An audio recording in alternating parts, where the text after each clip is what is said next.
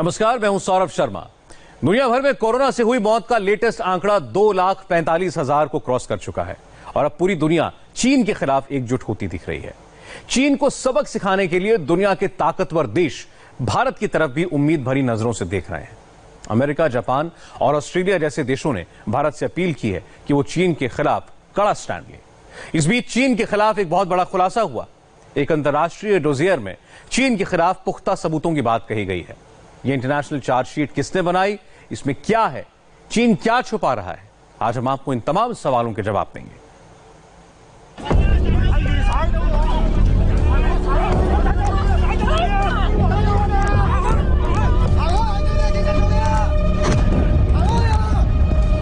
Corona काल में 45 second का ये वीडियो चीन की नीयत पर गंभीर सवाल खड़े कर रहा है।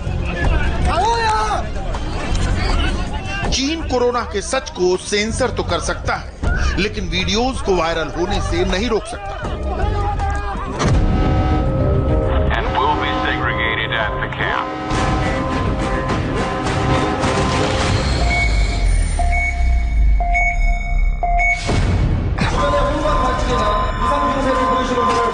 집을 떠나고 있습니다. 시민들의 불안 심리를 잠재우기는 쉽지 않아 보입니다. 모든 병원에서 유사환자가 접수됐답니다. 홍반부지 측직입니다. 사망한 주병의 증상과 완전히 일치합니다. 사망자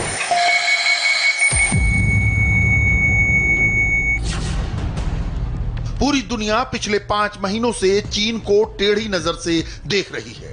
सब यही पूछ रहे हैं, कोरोना कैसे फैला, किसने फैलाया? क्या यह चीन की एक साजिश थी या फिर चीन ने गलती से पूरी दुनिया को कोरोना का वायरस गिफ्ट कर दिया? आज हम चीन से आए वायरल वीडियोस और तथ्यों के आधार पर इस थ्योरी की पड़ताल करेंगे, क्योंकि यहां दाल में कुछ काला नहीं है। ऐसा लगता है कि पूरी की पूरी दाल ही काली है। कथित तौर पर चीन के हार्बिन शहर में एक रेस्टोरेंट के बाहर पड़ी इन 3 लाशों का सच क्या है? लाश के पास पीले कपड़ों में खड़ा चाइनीज अधिकारी अपने साथियों के साथ इतनी जल्दबाजी क्यों दिखा रहा है? क्या ये सभी मिलकर कुछ छिपाने की कोशिश कर रहे थे?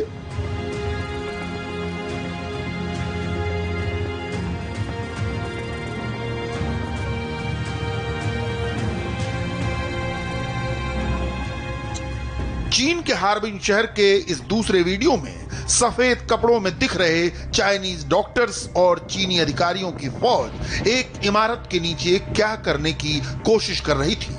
कुछ घंटों पहले वायरल हुआ यह वीडियो क्या चीन के खिलाफ कोरोना वायरस का लेटेस्ट सबूत है? चीन के हार्बिन में अचानक ऐसा क्या हुआ कि नीले और सफेद रंग के कपड़ों में खड़ी फौज अचानक एक गली में घुस गई और इनकी संख्या 1-2 नहीं सैकड़ों में थी।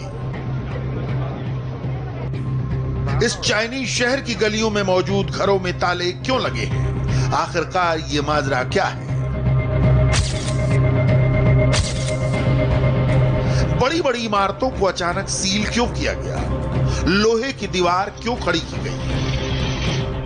जिधर देखो कार्टून ही कार्टून और बीच में सफेद रंग में लिपटा सामान।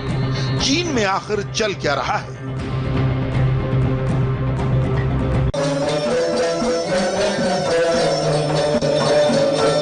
पूरी दुनिया में कोरोना का जहर फैलाने वाले चीन में इन दिनों नाच गाना चल रहा है। दिन के उजाले में संगीतमय धुनें बजाई जा रही हैं।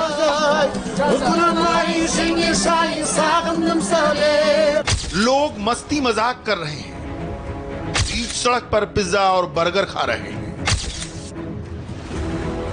अब चीन की रातें भी रंगीन होने लगी हैं, नाव चलने लगी है, रेस्तरां खुल गए हैं, लाइट शोज किए जा रहे हैं और इन सब की हाई डेफिनेशन वीडियो रिकॉर्डिंग की जा रही है। कोरोना का सच छिपाने या कहें उसे दबाने के लिए चीन की सरकारी न्यूज एजेंसी प्रोपेगेंडा चला रही है और ऐसा लग रहा है कि चीन को दुनिया भर में करीब 2.5 लाख लोगों की मौत का जरा भी अफसोस नहीं है।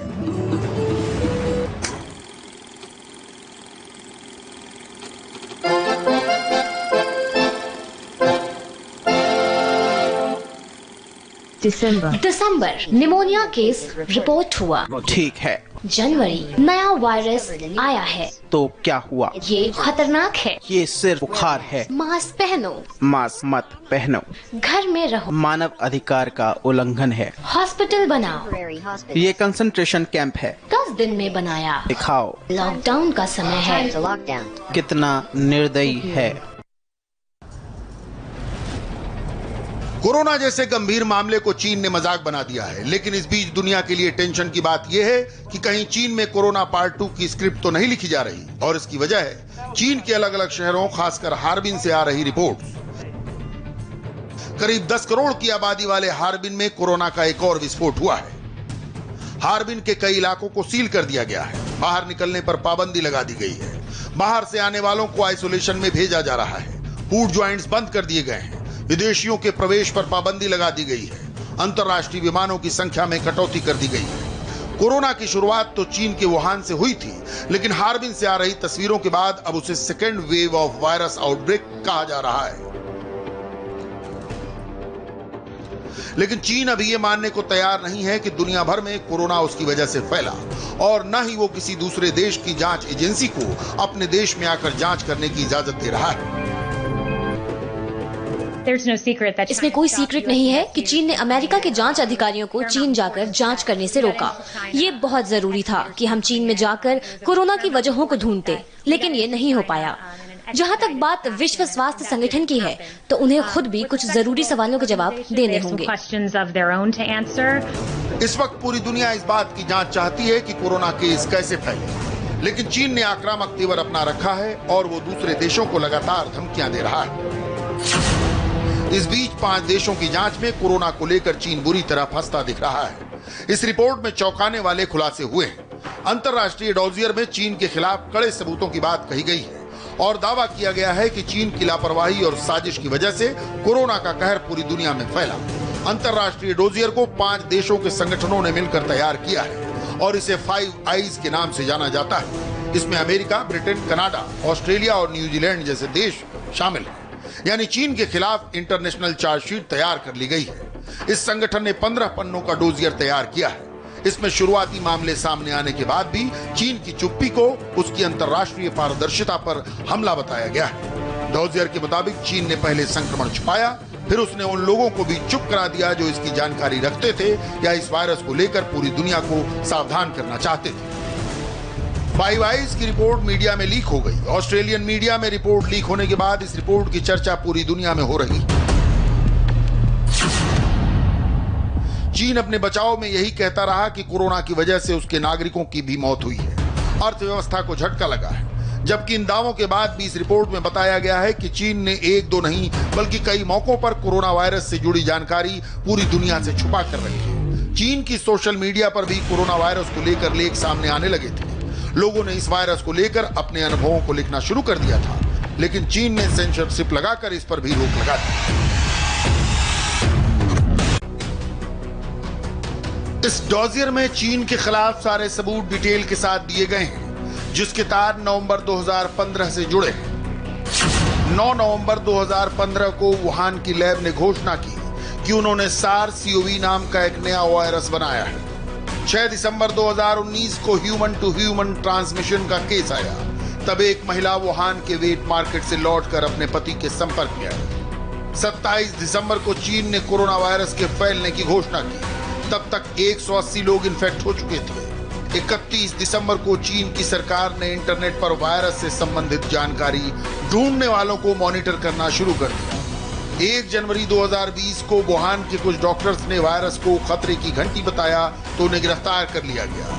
3 जनवरी को चीन ने ने कहा वायरस अंडर कंट्रोल। इसका दूसरा पहलू ये भी है कि अब वर्ल्ड ऑर्डर में दुनिया के बाकी देश भारत को एक लीडर के तौर पर देख रहे हैं। उन्हें मालूम है कि किसी देश के खिलाफ इंटरनेशनल चार्जशीट बनाने में भारत सबसे बड़ा प्लेयर साबित हो सकता है। यानी 5 आईज के खुलासों और दुनिया का भारत की तरफ उम्मीद भरी नजरों से देखना साबित करता है कि चीन अब लाख चाहकर भी अपनी गलतियों पर पर्दा नहीं डाल पाएगा। और चीन से ही लगा हुआ देश है उत्तरी कोरिया, जिसके तानाशाह किम जोंग उन पर सस्पेंस लगातार बढ़ रहा है। 20 दिन के बाद किम जोंग उन दुनिया के सामने तो आ गए, लेकिन साथ में आया एक सीक्रेट निशान। किम जोंग की तबीयत पर कई दावे किए जा रहे हैं। कोई कह रहा है कि उनका ऑपरेशन हुआ है, तो कोई कोरोना की बात कर रहा है। हमने इसकी पूरी पड़ताल की, किम की मिस्ट्री सॉल्व करने के लिए उनकी हिस्ट्री खंगाली, और जो सच सामने आया वो हैरान करने वाला था। आपने किम जोंग उन की वापसी देखी होगी। हंसते, खुश होते, ताली बजाते किम को भी देखा होगा। 20 दिन बाद जब किम दुनिया के सामने आए तो उन्होंने अपने सच को छिपाने की भरपूर कोशिश की।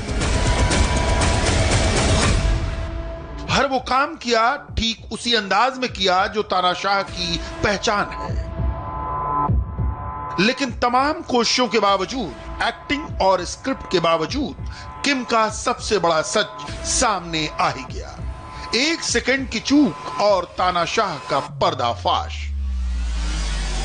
गोल्फ कार्ट में बैठे किम जोंग बातों में इतने खो गए कि वो भूल गए उनके हाथ में निडल का निशान अभी बाकी है और इस निशान को दुनिया से अभी छिपा कर रखना है। ये कोई मामूली निशान नहीं है, न ये निशान महज इत्तेफाक है, बल्कि हाथ में निडल का ये निशान तब पड़ता है जब कोई पेशेंट कार्डियोवैस्कुलर प्रोसीजर से गुजरता है। सीधे शब्दों में दिल संबंधी ऑपरेशन होता है। ऐसा निशान पहले कभी तानाशाह के हाथों में देखा नहीं गया।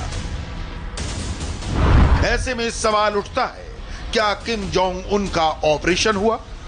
क्या किम जोंग सच में बहुत बीमार था या कोरोना के डर से अंडरग्राउंड हो गया था? किम जोंग उन की अब तबीयत कैसी है? कहते हैं धुआं वहीं से उठता है जहां आग लगती है।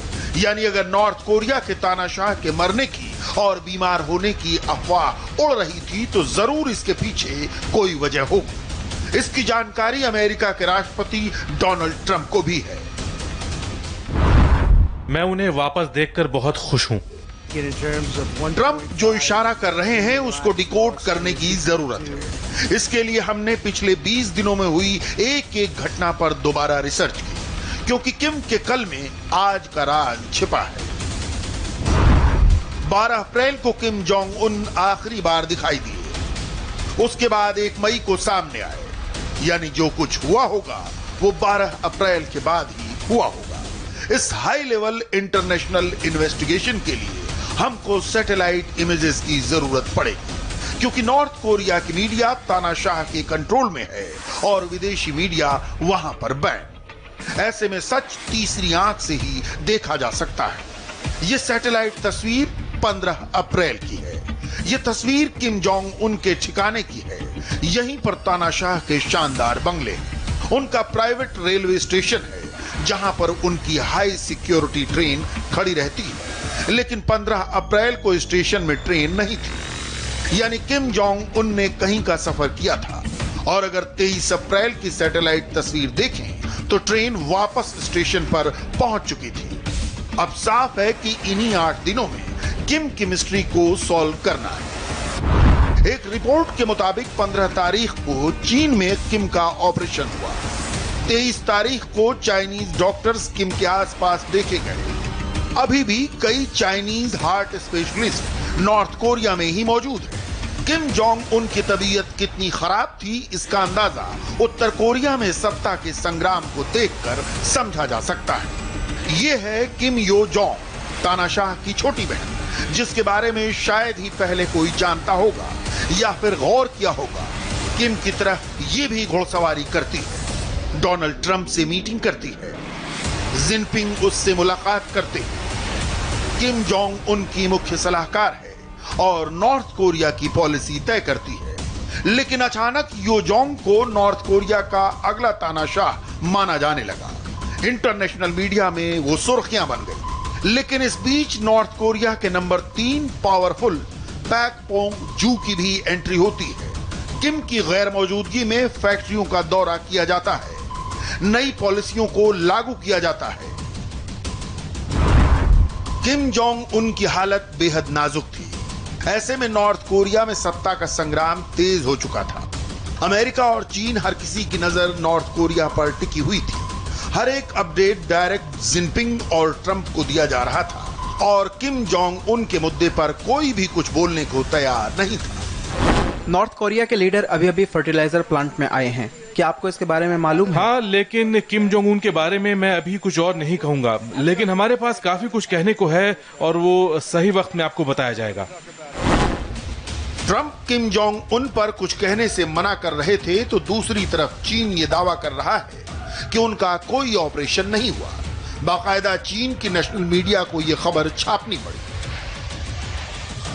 तानाशाह के सामने आने से नॉर्थ कोरिया की इंटरनल जंग जरूर बंद हो गई, लेकिन किम जोंग उन पर सस्पेंस अब भी बरकरार है, क्योंकि उनकी बॉडी लैंग्वेज से साफ नजर आ रहा है कि वो पूरी तरह फिट नहीं है। पिछले साल अगस्त से ही किम जोंग उन दिल की बीमारी से संघर्ष कर रहे थे। माउंट पेक्टू की कई यात्राओं के बाद उनकी बीमारी बढ़ गई थी, जिसकी खबर भी आई थी। किम जोंग उन बहुत ज्यादा स्मोकिंग करते हैं, उनको डायबिटीज भी है, वजन भी बहुत ज्यादा बढ़ गया है और वो अपनी सेहत को लेकर लापरवाह भी है। जाहिर है किम जोंग उनका ऐसे गायब होना और फिर अचानक वापसी साफ बता रही है कि उनकी तबीयत ठीक नहीं है और इस सच को पूरा नॉर्थ कोरिया छिपा रहा है। हिंदुस्तान के आसमान में आज एक अद्भुत नजारा दिखाई दिया। फाइटर प्लेन्स देश के एक छोर से दूसरे छोर तक कोरोना वॉरियर्स को सलामी देने के लिए फ्लाई पास्ट करते दिखे। तो देश के कई शहरों में कोरोना मरीजों का इलाज कर रहे अस्पतालों पर सेना के हेलीकॉप्टर से फूल बरसाए गए और जमीन पर कोरोना योद्धाओं के सम्मान में सेना के बैंड्स ने धुन बजाई। वहीं पानी के जहाजों को रोशनी से जगमग किया गया, यानी जल, थल, नभ तीनों से कोरोना वॉरियर्स को सेना ने आज सलामी दी।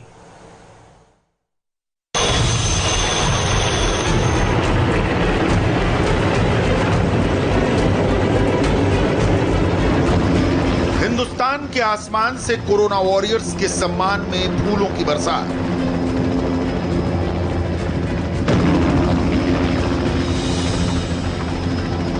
श्रीनगर से तिरुवनंतपुरम तक सेना का फ्लाई पास्ट।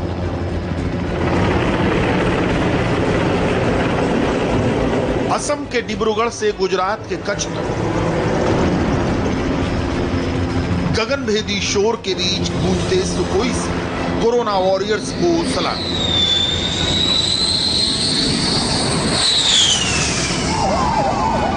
देश कोरोना से सबसे बड़ी जंग लड़ रहा है और इस जंग में सबसे बड़े सिपाही हैं कोरोना वॉरियर्स, जो अपनी जान जोखिम में डालकर हमारी और आपकी जान बचाने में लगे।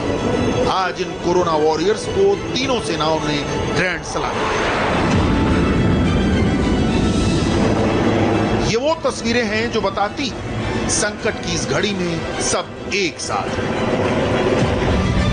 दिल्ली के सर गंगाराम हॉस्पिटल पर फूलों की बारिश की गई।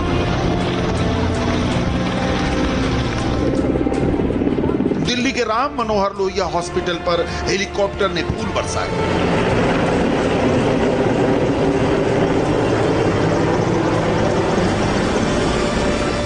दिल्ली के अपोलो अस्पताल में कोरोना वॉरियर्स का सम्मान किया गया। मुंबई के INHS अश्विनी अस्पताल में मेडिकल स्टाफ को सलामी पेश की गई।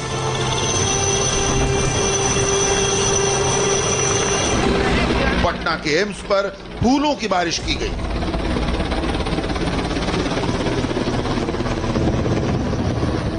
तो जयपुर के सवाई मानसिंह अस्पताल के ऊपर से गुजरकर सुखोई ने कोरोना योद्धाओं को सलाम किया। राजधानी दिल्ली में एयरफोर्स ने अलग अलग तरीके से कोरोना वॉरियर्स का सम्मान किया। राजपथ पर 26 जनवरी का नजारा दिखा तो RK पुरम में हेलीकॉप्टर मेडिकल स्टाफ के ऊपर फूल बरसाते हुए गुजरा। एम्स के ऊपर सुखोई फाइटर प्लेन ने फॉर्मेशन बनाते हुए कोरोना योद्धाओं का सम्मान किया तो नेशनल पुलिस मेमोरियल पर हेलीकॉप्टर ने फूलों की बारिश की।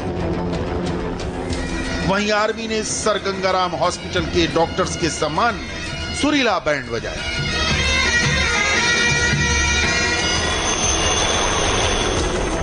दिल्ली हो या मुंबई, कश्मीर हो या केरल, हर जगह कोरोना योद्धाओं का सम्मान किया जा रहा है। देश के कोने कोने में जहां भी कोरोना मरीजों का इलाज चल रहा है, उन अस्पतालों के ऊपर फूल बरसाए गए। तिरुवनंतपुरम हो या चेन्नई या गुवाहाटी, हर जगह वायुसेना ने इन कोरोना वॉरियर्स को सम्मानित किया।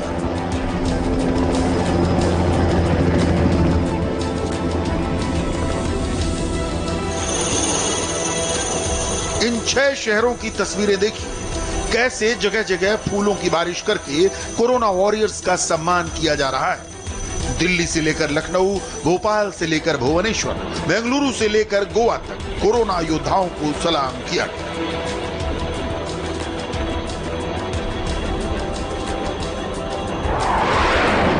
मुंबई में भी अलग अलग अंदाज में कोरोना वॉरियर्स का स्वागत किया गया।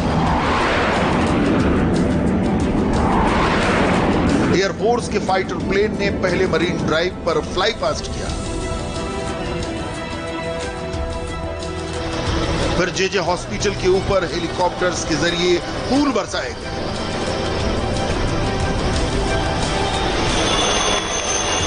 तो वहीं नेवी के अश्विनी अस्पताल के कैंपस में खड़े कोरोना वॉरियर्स पर हेलीकॉप्टर के जरिए फूल बरसाए गए।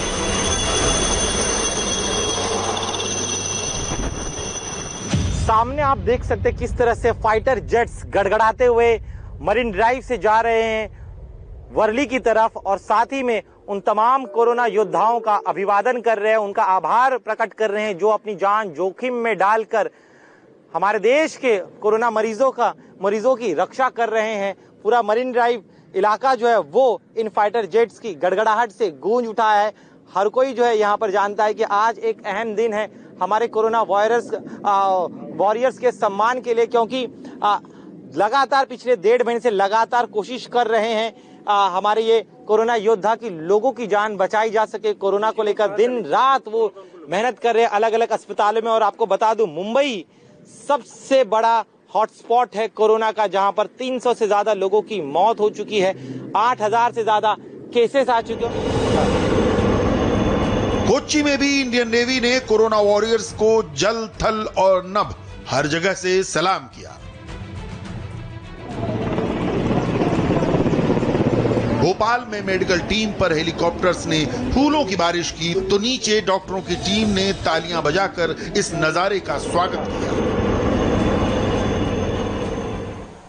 भारत में तो खैर कोरोना से जबरदस्त जंग चल रही है, कोरोना योद्धाओं का सम्मान भी हो रहा है, लेकिन पड़ोसी मुल्क पाकिस्तान के प्रधानमंत्री इमरान खान कोरोना पर पूरी तरह कंफ्यूज नजर आ रहे हैं और इमरान खान को यह नहीं पता कि आखिर करना क्या है।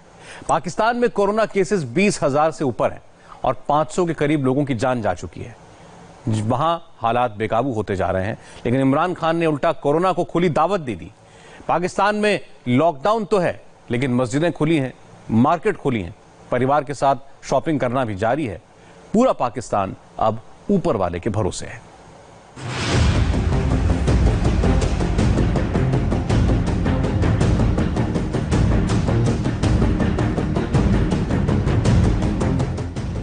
दुकानों में खचाखच भीड़ है, सड़कों पर जबरदस्त ट्रैफिक,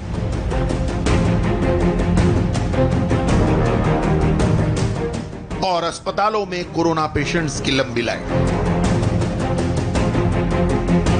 जब किसी मुल्क का प्रधानमंत्री कंफ्यूज और सरकार ना समझ हो, तो उसकी तकदीर में बर्बादी अपने आप लिख दी जाती है।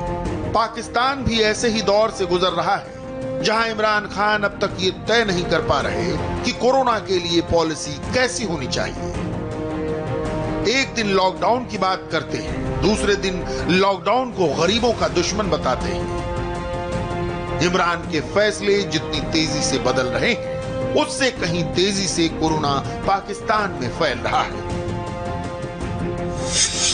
पाकिस्तान में लगभग 20,000 कोरोना पॉजिटिव केसेस सामने आ चुके हैं और 500 के करीब लोगों की मौत हो चुकी है। पाकिस्तान भारत की तुलना में बहुत छोटा देश है, लेकिन जिस स्पीड से पाकिस्तान में कोरोना केस बढ़ रहे हैं, वहां पर जल्द ही कंडीशन आउट ऑफ कंट्रोल हो जाएगी। 10 अप्रैल तक पाकिस्तान में 4,695 केस थे। 20 अप्रैल तक 8,892 पर आंकड़ा पहुंचा। 27 अप्रैल तक 13,915 कोरोना पॉजिटिव सामने आए। 2 मई तक 19,022 केस हो गए। कोरोना वायरस पाकिस्तान में 3rd स्टेज में एंटर कर चुका है। घर घर में घुस चुका है। मौत के नंबर्स तेजी से बढ़ रहे हैं। पहले देखिए पाकिस्तान के किस इलाके में कोरोना का कहर कितना बड़ा है। सबसे ज्यादा कोरोना मरीज पाकिस्तान के पंजाब में हैं। इसके बाद सिंध में 7,465 केस हैं। खैबर पख्तूनख्वा में 2,907 कोरोना पॉजिटिव हैं। बलोचिस्तान में 1,172, इस्लामाबाद में 393, गिलगित बाल्टिस्तान में 356 और पीओके में 67। यानी पूरा पाकिस्तान कोरोना के जाल में फंस चुका है। लेकिन इमरान खान की समझदारी देखिए। मस्जिदें खोल दी, मार्केट खोल दी और सड़कों पर लोगों को मरने के लिए उतार दिया। इलाकों में करवाया जा रहा है, लेकिन उसके बावजूद भी लाहौर के मुख्तलिफ इलाके ऐसे हैं जहां पर उन अहकामात के बारे में इल्म ही नहीं है। मैं इस वक्त शादरा के इलाके में मौजूद हूँ। यहाँ पर बिल्कुल पास से पुलिस स्टेशन है और उस पुलिस स्टेशन की मौजूदगी में यहाँ पर तमाम तर दुकानें खुली हैं, कपड़ों की दुकानें खुली हैं, शॉपिंग हो रही है, जूतियों की दुकानें खुली हैं, फैमिलीज के साथ यहाँ पर लोग मौजूद हैं। और जहाँ तक नजर दोहराई जाए वहाँ तक सिर्फ और सिर्फ लोग ही नजर आ रहे हैं। लोगों ने ना मास्क पहने हैं, ना ग्लव्स पहने हैं। मुख्तलिफ शाहराहों पर लाहौर की चलान हो रहा है, गाड़ियों को रोका जा रहा है, डबल सवारी वालों को चेक किया जा रहा है। जो दुकानें जिनको अलाउ नहीं किया गया खोलने के लिए, वो दुकानें भी यहाँ पर तो खुली हैं और इनको पूछने वाला कोई नहीं है। जब यही सवाल इमरान के खास मंत्री शाह महमूद कुरैशी से पूछा गया तो जनाब ने सवाल की तारीफ तो की लेकिन जवाब नहीं दिया। नरमियाँ होती जा रही हैं और आप स्मार्ट लॉकडाउन की भी बात कर रहे हैं। स्मार्ट लॉकडाउन उस जगह होगा जहाँ पे ज़्यादा आपको केसेस नज़र आएंगे। ज़्यादा केसेस उस वक्त नज़र आएंगे जब आपकी टेस्टिंग कैपेसिटी भी बढ़ जाएगी। टेस्टिंग कैपेसिटी आपकी इतनी सी है, आप पूरे मुल्क को खोलते जा रहे हैं। देखिए, बिल्कुल ये सवाल बड़ा अच्छा है और बड़ा मंतकी सवाल है और एक पढ़े लिखे आदमी के ज़हन में ये बात बैठती है कि ये क्या हो रहा है। लेकिन मैं आपकी खिदमत दर्ज करना चाहूँगा कि ये क्यों किया जा रहा है। हम समझते हैं, हुकूमत समझती है, वफाकी हुकूमत समझती है ये जो चैलेंज है ये लंबा है। हो सकता है ये 6 महीने चले, हो सकता है ये साल चले। तो क्या आपका मुल्क, क्या आपकी मईशत इतना लंबे दौरानिए का लॉकडाउन बर्दाश्त कर पाएगी? नहीं कर पाएगी। ये आज बहस पूरी दुनिया में हो रही है। शाह महमूद कुरैशी ने बड़े आराम से जिम्मेदारी से पल्ला झाड़ लिया। दरअसल यही इमरान खान की कोरोना पॉलिसी है। इमरान अच्छी तरह जानते हैं कि पाकिस्तान में कोरोना कंट्रोल करना उनके बस में नहीं है। वजीर आजम पर आवाम भरोसा नहीं करती। इमरान सरकार अभी तक जनता को ये नहीं समझा पाई कि कोरोना कितना खतरनाक है और ये कैसे पूरे परिवार को खत्म कर सकता है। देखिए पाकिस्तान की बेफिक्र अवाम कैसे कोरोना को दावत देती घूम रही है। लॉकडाउन के बावजूद अशियाई खुर्दोनोश और मेडिकल स्टोर्स के अलावा दीगर छोटे बड़े कारोबार जो है वो जुज़वी तौर पर खुले नजर आ रहे हैं, जो कि कानून की खिलाफ वर्जी है। इसके अलावा आपको बताऊं कि दफा 144 की भी खिलाफ वर्जी की जा रही है। यहाँ पर डबल सवारी की जो है वो खिलाफ वर्जी की जा रही है। इसके अलावा शहर भर में पुलिस की जानिब से भी जो नाके हैं उन पर भी काफी नरमी जो है वो दिखाई दी जा रही है। जिस तरह गुज़श्ता दिनों में काफी सख्ती थी लॉकडाउन के हवाले से, अशियाई खुर्दोनोश के अलावा दीगर जो कारोबार हैं वो भी खुले हैं। इसके अलावा यहाँ पर रश इस कदर ज्यादा है कि शहरी जो है वो बिल्कुल भी एहतियात नहीं बरत रहे। जब मुतअद्दिद अफराद बगैर मास्क जो है घूमते फिरते नजर आ रहे हैं। इसके अलावा सोशल डिस्टेंसिंग का भी ख्याल नहीं रखा जा रहा। लेकिन अगर आप यही सवाल इमरान सरकार से करेंगे, कोरोना के खतरे के बीच लापरवाही का मामला उठाएंगे, तो उनका सीधा जवाब है, हमने तो जनता को समझाया, माने या न माने बाकी उनकी मर्जी। नौशीन साहिबा, थोड़ी सी कंफ्यूजन है जिसको आप क्लियर कर सकती हैं। वजीर आजम से जो है वो कह रहे हैं कि फिजिकल डिस्टेंसिंग का खुद ख्याल करें, जो कि बिल्कुल सही है, ये जिम्मेदारी अवाम की ही है कि वो खुद एहतियात करें। लेकिन अगर कोरोना के हालात बिगड़े तो क्या जिम्मेदार अवाम को समझाया जाएगा या हुकूमत को समझाया जाएगा? मतलब आपको क्या लग रहा है, आप क्या फोर्सी कर रही हैं? देखिए जी, मैं समझती हूँ इसमें हम किसी को भी ब्लेम नहीं कर सकते, ना हम गवर्नमेंट को ब्लेम कर सकते हैं, ना हम अवाम को ब्लेम कर सकते हैं, इसलिए कि हमारा जो सोशल फैब्रिक है, हमारा जो कल्चर है, उसके बाद आप हमारा लिटरेसी रेट देखें कि लोगों को मैं समझती हूँ कि मीडिया भी इस वक्त बेहतरीन किरदार अदा कर रहा है, हुकूमत की तरफ से भी तमाम अवेयरनेस के प्रोग्राम्स जो हैं वो जारी हैं, मगर उसके बावजूद अगर अवाम कोऑपरेट नहीं कर रही है तो इसका ये मतलब है कि कहीं ना कहीं जो है वो लिटरेसी का इसके अंदर ताल्लुक है कि लोग पाकिस्तान में जान की कभी कोई कीमत नहीं थी और इसका सबूत अब सामने आ गया है। आज पाकिस्तानी अवाम जब भी इमरान को देखती होगी यही सोचती होगी कि किसके हाथ में मुल्क की डोर थमा दी। कोरोना की वैक्सीन की खोज में दुनिया भर की करीब 100 लैब्स में दिन रात कोशिशें हो रही हैं, लेकिन इस दौरान हर कोई अपने अपने तरीके से कोरोना का इलाज ढूंढ रहा है। अब तक प्लाज्मा थेरेपी से कोरोना के इलाज की बात सामने आई थी, लेकिन अब स्टेम सेल थेरेपी से कोरोना के मरीजों को ठीक किया गया है। लेकिन कोरोना की लड़ाई में जीत तभी होगी जब वैक्सीन बनकर तैयार हो जाएगी।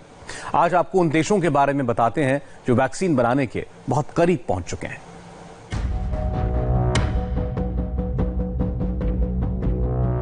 पूरी दुनिया इस उम्मीद पर कायम है कि एक दिन कोरोना की दवा बनकर तैयार हो जाएगी,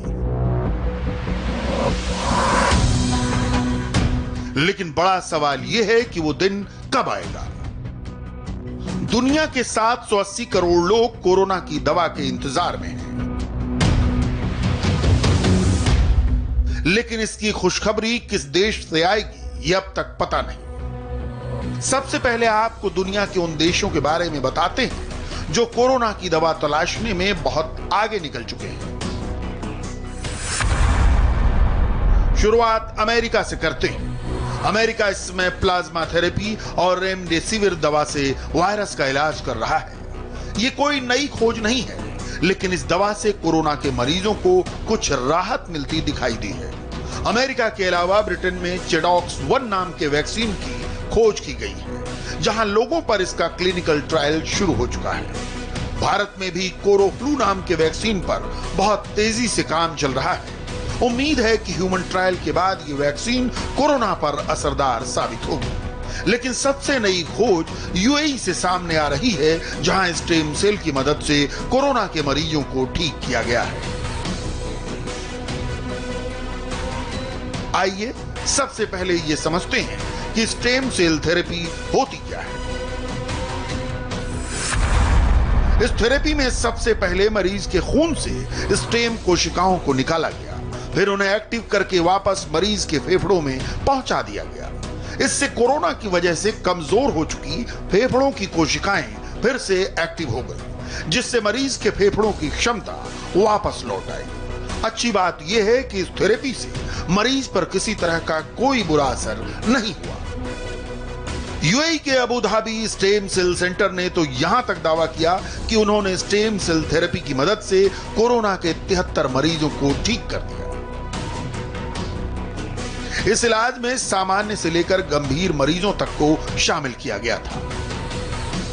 अच्छी बात यह है कि स्टेम सेल थेरेपी से दोनों तरीके के मरीजों को फायदा हुआ।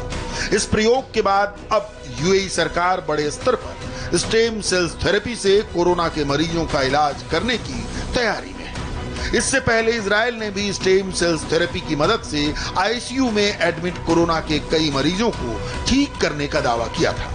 पूरी दुनिया अपने अपने तरीके से कोरोना के इलाज में आगे बढ़ रही है, लेकिन फिलहाल कोरोना के परमानेंट इलाज के लिए हर मुल्क को वैक्सीन का ही इंतजार है। दुनिया भर की 100 से ज्यादा लैब इस वक्त कोरोना वैक्सीन की खोज में लगी हैं। इनमें करीब 90 वैक्सीन पर काम हो रहा है, लेकिन इस रेस में सबसे आगे ब्रिटेन की ऑक्सफोर्ड यूनिवर्सिटी है, जहां वैक्सीन का ह्यूमन ट्रायल शुरू भी हो चुका है। ऑक्सफोर्ड यूनिवर्सिटी के वैक्सीनोलॉजी डिपार्टमेंट ने कोरोना को लेकर एक वैक्सीन तैयार की।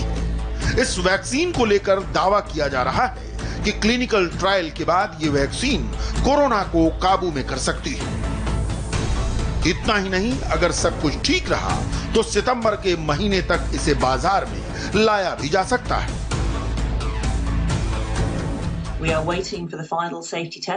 हमने वैक्सीन का फाइनल सेफ्टी टेस्ट कर लिया है और हमें वॉलंटियर्स पर वैक्सीन के ट्रायल की अनुमति मिल चुकी है। हम वॉलंटियर्स के ब्लड सैंपल से उनकी सेहत की जानकारी लेंगे, फिर वैक्सीन का ट्रायल करेंगे। उसके बाद ही हम इस पर कुछ कह सकते हैं।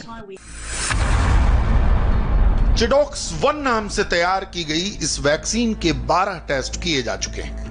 वैज्ञानिकों का दावा है कि इस वैक्सीन के एक डोज का ही इम्यून सिस्टम पर अच्छा नतीजा देखा गया, जबकि आरएनए और डीएनए तकनीक से तैयार वैक्सीन में 2 या 2 से ज्यादा डोज की जरूरत होती है।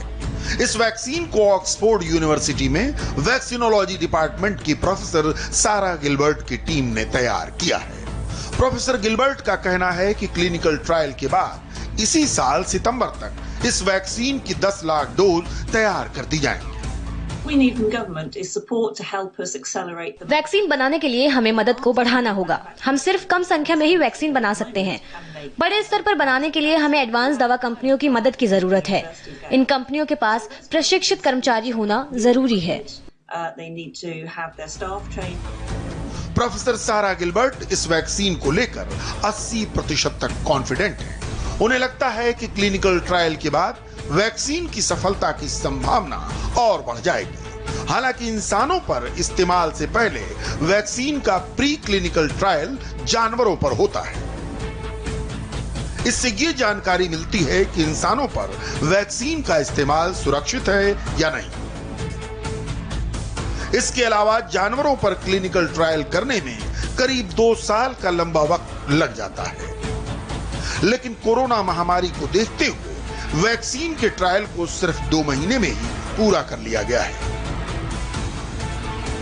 अब इसका इंसानों पर क्लिनिकल ट्रायल शुरू हो चुका है। पहले चरण में 500 लोगों पर ट्रायल किया जा रहा है। इसमें 18 से 55 साल तक की उम्र के लोग शामिल हैं। इसके बाद दूसरे चरण के क्लिनिकल ट्रायल में 55 से 70 साल की उम्र के लोग होंगे, जबकि तीसरे ट्रायल में 70 साल से ज्यादा उम्र के लोगों पर वैक्सीन का इस्तेमाल किया जाएगा। तीसरे क्लिनिकल ट्रायल में करीब 5000 लोगों को शामिल किया जाएगा, जिन पर वैक्सीन का असर देखा जाएगा। वैज्ञानिकों को तीसरे ट्रायल तक वैक्सीन के बेहतर परिणाम मिलने की उम्मीद है, इसलिए वो बड़ी संख्या में वैक्सीन बनाने की तैयारी कर चुके हैं। ऑक्सफोर्ड यूनिवर्सिटी की रिसर्च बहुत तेजी से चल रही है और जून या फिर जुलाई तक हमें इस बात का पता चल जाएगा कि ये वैक्सीन जो है ये कितनी कारगर होगी और कितनी सुरक्षित होगी। हमें अभी कुछ महीने का वक्त चाहिए, लेकिन जून या फिर जुलाई तक हमें इस बात का अंदाजा हो जाएगा कि हमें कितनी कामयाबी मिलेगी। और हाँ, जो उत्पादन की बात है वो हो रहा है, क्योंकि क्लिनिकल ट्रायल के लिए हमें कई डोज चाहिए होंगी। हम रिजल्ट के साथ इसकी तादाद बढ़ाएंगे ताकि इस साल के आखिर तक हमारे पास दवा काफी मात्रा में हो और जिसे ब्रिटेन के लोग इस्तेमाल कर सकें। वैज्ञानिकों को तीसरे ट्रायल तक वैक्सीन के बेहतर परिणाम मिलने की उम्मीद है, इसलिए वो भारत की मदद से बड़ी संख्या में वैक्सीन बनाने की तैयारी कर चुके हैं। ब्रिटेन की ऑक्सफोर्ड यूनिवर्सिटी और भारत का सीरम इंस्टीट्यूट ऑफ इंडिया मिलकर इस वैक्सीन का उत्पादन करने वाले हैं। इसकी वजह यह है कि भारत कम कीमत में बेहतर क्वालिटी की दवा बनाने में वर्ल्ड फेमस है, और दूसरी, ये दोनों ही संस्थाएं पहले भी मलेरिया के वैक्सीन प्रोजेक्ट पर एक साथ काम कर चुकी हैं। इसमें कोई शक नहीं कि वैक्सीन तक पहुंचने में अब बहुत कम दूरी बची है, लेकिन ये दूरी कब तक पूरी होगी ये कहना थोड़ा मुश्किल है। फिलहाल सभी देश अपने अपने स्तर पर कोरोना का इलाज ढूंढने में लगे हैं। कोरोना की दवा तलाशने अब आपको अमेरिका लेकर चलते हैं, जहां आजकल रेमडेसिविर नाम की दवा से कोरोना के मरीजों का इलाज किया जा रहा है। अमेरिकी वैज्ञानिकों का दावा है कि इस दवा के इस्तेमाल से कोरोना के मरीजों पर असर सामने आने लगे। अमेरिका के national institute of allergy and infectious disease के मुताबिक रेमडेसिविर का एशिया, यूरोप और अमेरिका के करीब 1063 लोगों पर ट्रायल किया गया। इनमें ज्यादातर लोगों पर दवा का अच्छा असर दिखाई दिया। इसके अलावा शिकागो में कोरोना के 125 पीड़ितों को रेमडेसिविर दवा दी गई, जिनमें 123 मरीज ठीक हो गए। लेकिन अमेरिका में बढ़ते कोरोना के हादसों को देखकर लगता है कि वायरस की तुलना में इस दवा की ताकत अभी बहुत कम है। ये एक अच्छी खबर है। ये जो दवा है रेमडेसिविर, अगर रिसर्च सही है तो ये मरीजों में कोरोना वायरस के असर को कम कर देगी और इससे मुमकिन है कि जो मृत्यु दर है वो भी 20 से 30% घट जाएगी। लेकिन इसे गेम चेंजर नहीं कहा जा सकता। इससे इस बात पर फर्क नहीं पड़ेगा कि इस वक्त हम एक बड़ी महामारी के बीच हैं और लोग इससे मर रहे हैं। इससे हमारी अर्थव्यवस्था को बड़ा नुकसान हुआ है और ये कई महीनों तक जारी रहेगा। कोरोना वायरस के खिलाफ गेम चेंजर एक वैक्सीन ही हो सकती है। अमेरिका भी ये जानता है कि जब तक वायरस की वैक्सीन नहीं खोज ली जाती, तब तक इस महामारी से बचना बहुत मुश्किल है। अमेरिका के सबसे कामयाब उद्योगपतियों में से एक बिल गेट्स भी मानते हैं कि वैक्सीन की खोज के बगैर कोरोना की लड़ाई जीतना मुश्किल है। इन दिनों बिल गेट्स की सामाजिक संस्था bill and Melinda Gates foundation corona की लड़ाई में बड़े स्तर पर काम कर रही है। बिल गेट्स ने अपने ब्लॉग के जरिए कोरोना को हराने के कुछ अहम टिप्स दिए हैं। बिल गेट्स का मानना है कि कोरोना वायरस की दवा तैयार कर रहे वैज्ञानिकों ने 8 से 10 महीने में वैक्सीन बनाने का वादा किया है, यानी कम से कम 9 महीने में दवा तैयार हो जाएगी, जबकि वैक्सीन बनाने में आमतौर पर 5 साल लगते हैं। बिल गेट्स के मुताबिक दुनिया भर में करीब 115 वैक्सीन पर काम चल रहा है। इनमें 6 भारतीय कंपनियां हैं। सबसे अच्छी बात यह है कि वैक्सीन को बनाने के लिए पैसे की कोई समस्या नहीं है। इतना ही नहीं, बिल गेट्स को लगता है कि शुरुआत में वैक्सीन वायरस पर 70% ही कारगर होगी, लेकिन इससे कम से कम वायरस को रोकने में तो मदद मिलेगी। अब सवाल ये है कि बिल गेट्स का ये आत्मविश्वास है या उनके पास वैक्सीन को लेकर कोई पक्की खबर है। बिल गेट्स की बातों को सुनकर लगता है कि वो वैक्सीन की खोज के बारे में बहुत कुछ जानते हैं। खैर, ये बहस का विषय हो सकता है। फिलहाल दुनिया भर के वैज्ञानिकों की कोशिशें देखकर लगता है कि विज्ञान वैक्सीन के बहुत करीब है। उम्मीद है आने वाले 2 से 3 महीनों में वैक्सीन को लेकर कोई बड़ी खबर मिल जाए। तब तक आप लॉकडाउन को ही वायरस की सबसे बड़ी दवा समझकर इसका पालन करते रहें।